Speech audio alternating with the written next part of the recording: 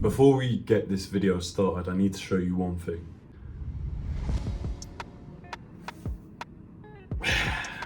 Hold on, one more. Okay, now I want to show you this.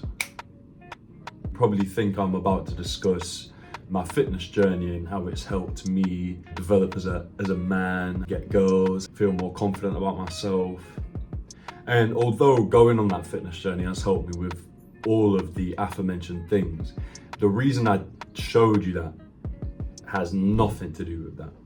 This isn't to insult you, but given the modern world that we're in right now, I always have to be prepared for people to click off here when I tell them they have to wait for a second.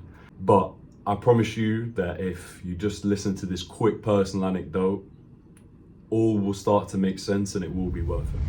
All my life, I've been naturally good at maths. As a kid, I was always kind of top of the class. Through GCSE, I managed to get an A star, and I even chose to study maths at A level. I was in the library to start working on a few uni assignments that I have. And before doing that, I was like, okay, let me figure out where I'm at. I wanted to kind of get a grasp of the work I've done right now, the work I'm going to do, and try and figure out an average of my grades and make sure that I was doing enough to pass and actually graduate in September. So I was doing a few different calculations of percentages and additions and subtractions. All things that throughout the whole of my life, all from about being the age of 12, I could have done with relative ease. But I'm sat there in the library doing these calculations and my brain is stumped. There is no way I can't do this. It was at that moment that it dawned on me. Of course, I'm not as good as what I used to be. When's the last time I did a maths equation? When's the last time I actually worked on that part of my brain? So the reason I brought up the muscles, the reason I showed this, is because a lot of us seem to forget that our brain reacts the same way that a muscle does. When we train a muscle, we put it through a hard stimulus, it breaks down, you get a bit of soreness. But afterwards, with correct nutrition, of course, this muscle will grow. The same can be said for the brain. If you don't work on particular areas of your brain, then it will atrophy over time. And of course, if you do work on your brain, you challenge yourself with whether it be maths or language, then these neural pathways will begin to strengthen. The first time this concept was brought to my mind was when I was listening to an Andrew Huberman podcast with the author and computer scientist Cal Newport, of which I actually have his book. I haven't started reading it yet, but you know, he's not too shabby. Deep Work is a very well-renowned book, apparently. He discussed the same idea that we spend so much time now in this modern era. It's become a trend to work on our bodies a lot, which of course is a great thing, but people still seem to ignore their brain and put no time or effort into developing the brain. And that's even more important now because we spend so much time eating away at it through all the content consumed. The real reason I'm making this video is because I thought that it wasn't a coincidence that I listened to that podcast and had that moment to myself. Those two singular events, when put together, gave me a moment of clarity, and it made me realize I need to start putting more effort into actually working on my brain.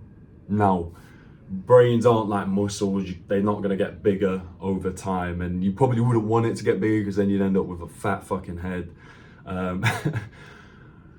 But it will pay dividends, and you will notice these things, and other people will notice these things when you're more sharp with words, when you can say words like perspicacious and utopia, and clearly, you know, my vocabulary ain't that big, but when you're more sharp, both from a verbal perspective or a writing perspective, however it may be.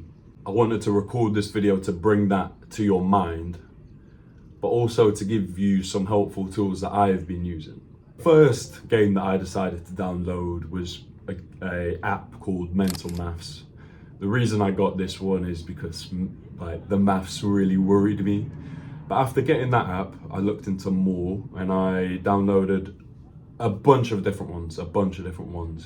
But the ones that I found to be the best designed, ones where it was challenging but not too boring, but then also not too much of a game, because That's the last thing I want you to do. I'm not trying to have you download Subway Surfers and think that that's training your brain, you know. So the other two that I did download was one called Elevate and another one called Luminosity. And then on top of those two, I also got an app called Headway, which provides book summaries, short book summaries. Another one I have and I've had for a while is called Duolingo, which is a language learning app.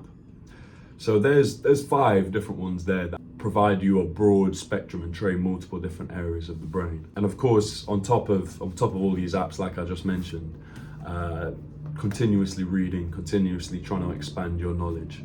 Everybody knows that it's important to work on your body, right? Whether or not you go to the gym or not, we can all agree that it is extremely beneficial and it's a positive thing to work on your body.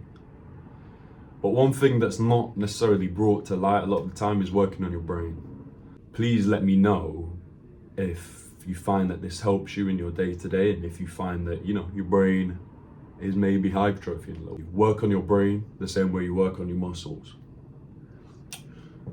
This has been 6'5" Light Skin.